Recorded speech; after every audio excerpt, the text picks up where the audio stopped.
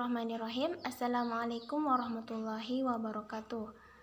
Perkenalkan, nama saya Siti Aulia Sahdani. Baiklah, saya akan menjelaskan bagian hubungan penduduk dengan lingkungan dan kesejahteraan.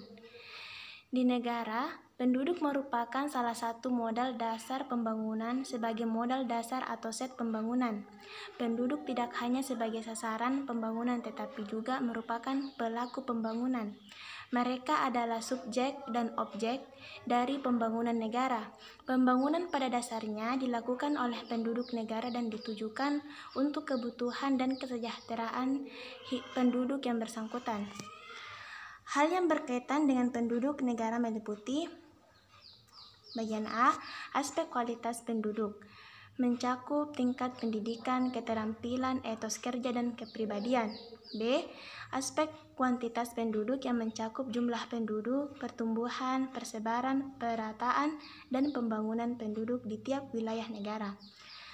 Perubahan lingkungan sebagai akibat tindakan manusia tidak jarang memberikan dampak negatif, yaitu kerusakan lingkungan hidup. Kerusakan lingkungan hidup tidak hanya meniadakan daya dukung lingkungan itu sendiri, tetapi juga memberikan resiko bagi kehidupan manusia. Kerusakan lingkungan hidup merupakan problematika besar yang dialami oleh umat manusia sekarang ini. Bahkan, isu tentang lingkungan hidup merupakan satu dari 3 isu global dewasa ini, yaitu isu tentang HAM, demokrasi, dan lingkungan. Beberapa problema lingkungan hidup dewasa ini antara lain, yang pertama, pencemaran atau polusi lingkungan yang mencakup pencemaran udara, pencemaran air, pencemaran tanah, dan pencemaran suara.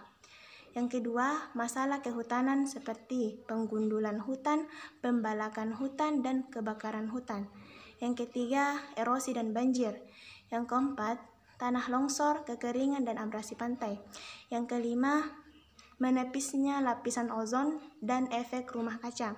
Dan yang keenam, penyakit yang disebabkan oleh lingkungan yang buruk seperti gatal-gatal, batuk, infeksi saluran pernafasan, diare, dan tipes. Beberapa masalah yang berkaitan dengan kerusakan sumber daya alam dan lingkungan hidup. Yang pertama, terus menurunnya kondisi hutan Indonesia. Yang kedua, kerusakan daerah aliran sungai. Yang ketiga, habitat ekosistem pesisir dan laut semakin rusak. Yang keempat, citra pertambangan yang merusak lingkungan. Yang kelima, tingginya ancaman terhadap keanekaragaman hayati.